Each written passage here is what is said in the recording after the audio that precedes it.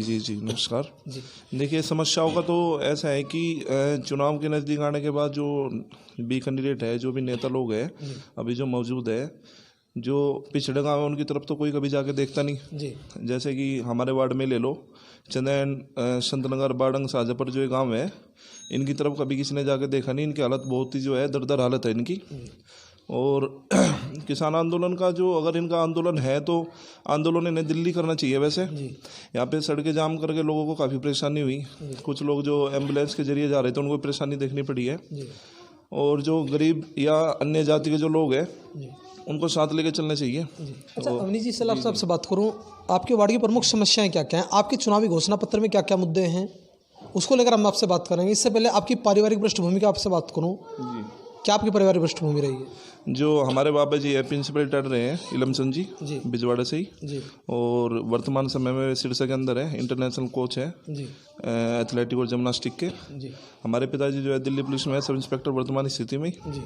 और उन्हीं के आचरण से सारी चीज़ हमें सीखने को मिली है। उन्हीं के व्यवहार से सेवा का भाव है। तो ऐसे ही जागरूकता के हिसाब से समाज सेवा की इच्छा हुई और हम इस दौरान इसमें आगे अपना कदम उठाया।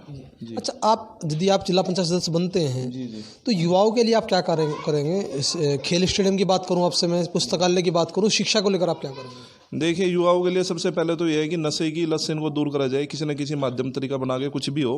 क्योंकि जो आज की स्थिति है, जो किसान के बच्चे हैं, जो भी युवा है, जो बेरोजगार है, वो अपना दोपहर को जब उनका समय अपना फ्री हो जाते हैं वो, तो जो ज़्यादातर है वो अपना एक जगह बैठ के ताश, शराब, इन चीज़ों में ज़्यादा शामिल है।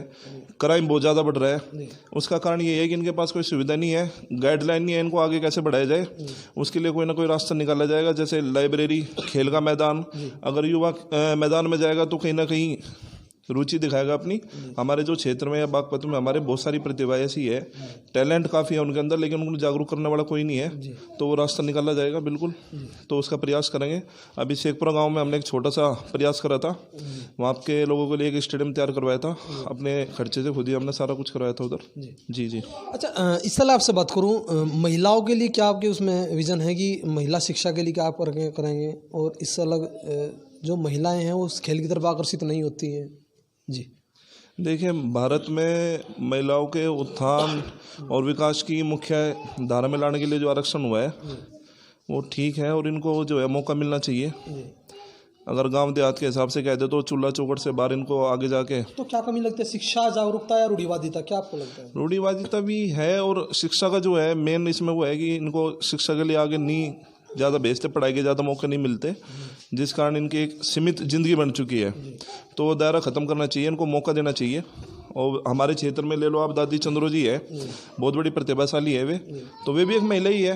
तो उनसे सीख लेनी चाहिए। जो हमारे पुरुष लोग हैं, पुरुष प्रधान देश है वैसे ही है, पुरुष प्रधान जो समाज है, उन्हें सीख लेनी चाहिए इस चीज़ से कि एक महिला अगर इतने आगे जा सकती है तो अपनी लड़की को अपने लड़के के बराबर, कम नहीं तो कम से कम बराबर तो मौका दो, तभी तो आगे निकलेंगे। हमारे क्षेत्र से काफ़ी प्रतिभा, सीमा तोमर जी है और ये प्रकाशी जी है, तो ये इंटरनेशनल लेवल पे उन्होंने देश का नाम रोशन किया, तो सीख लेनी चाहिए इन चीज़ों से। अच्छा अवनीश जी, सलाह आपसे बात करूं, देखो चुनाव से पहले बड़े बड़े वादे होते हैं, लेकिन चुनाव के बाद वादे कहीं धरातल पर दिखाई नहीं देते हैं। जी।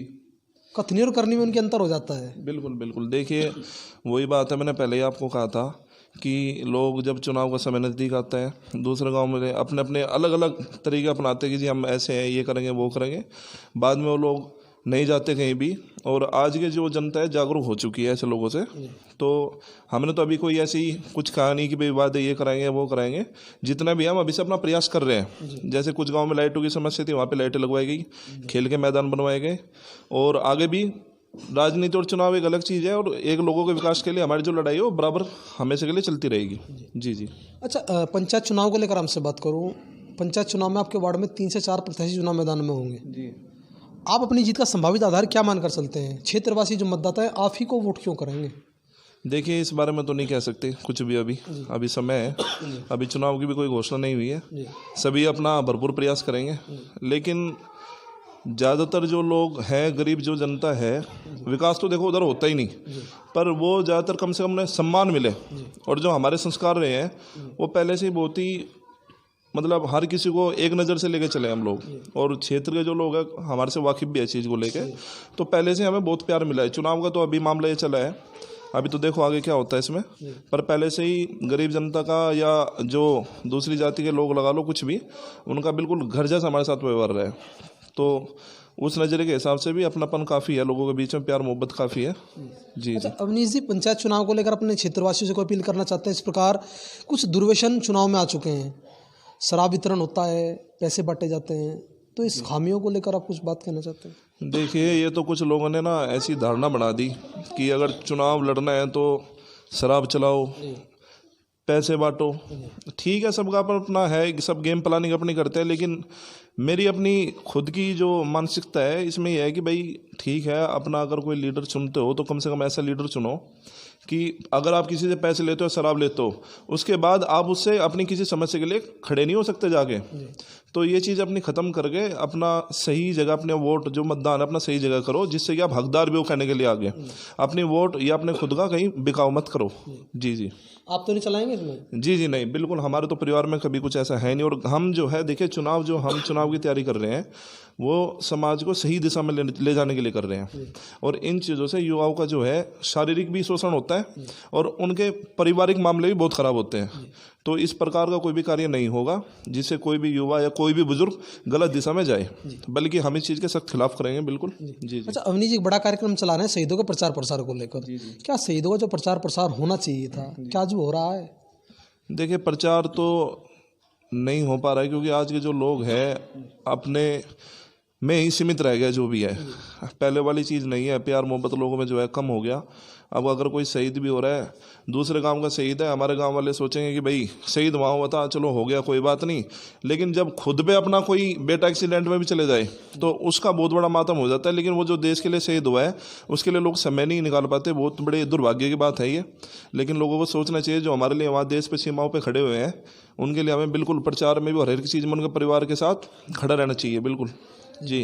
अच्छा यदि हम किसी बच्चे से बुला कर पूछ लें कि 1857 क्रांति 10 शहीदों के नाम वो बता दे, क्या बता पाएगा वो? देखिए, अब बच्चों का वही मैंने आपको बताया था अभी कि गाइडलाइन नहीं है बिल्कुल भी। जब गाइडलाइन ही नहीं है और इतना नफरत वाला जो आज के समय में जो चल रहा है कलयुग में, बहुत ही मतलब नहीं हो पा रहा बच्चों में चीज़, बिल्कुल नहीं। अपने एक दायरे में सीमित है। स्कूल जाना और घर आना और गली मोहल्ले तक खत्म। बच्चों को संस्कार नहीं दिए जा रहे, बड़ों को सम्मान देने की चीज़ें नहीं बताई जा रही।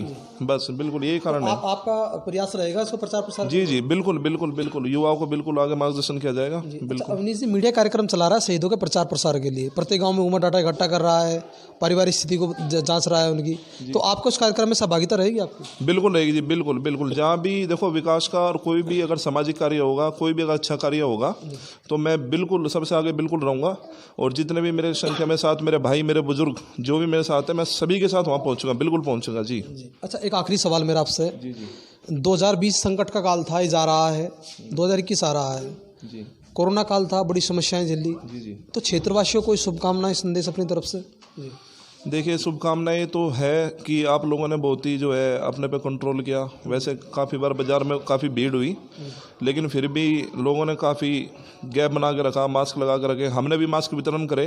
काफ़ी लोग ऐसे थे जो जिनको खाने की व्यवस्था नहीं हो पाई, क्योंकि जो गरीब आदमी है रोज़ मजदूरी करके 100-200 रुपये कमा रहा है, उसका खाने का काम नहीं चल पाया।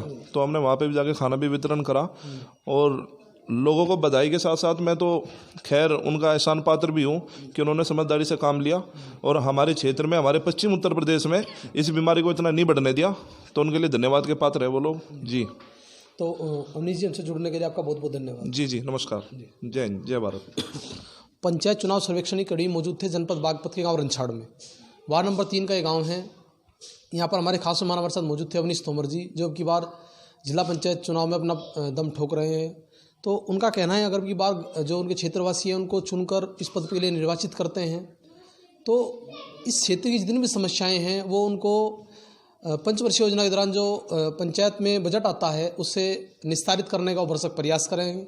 बागपत से कैमरा पर्सन अनिल धामा के साथ प्रताप आर्य की रिपोर्ट, सच का डर न्यूज़ नेटवर्क बागपत।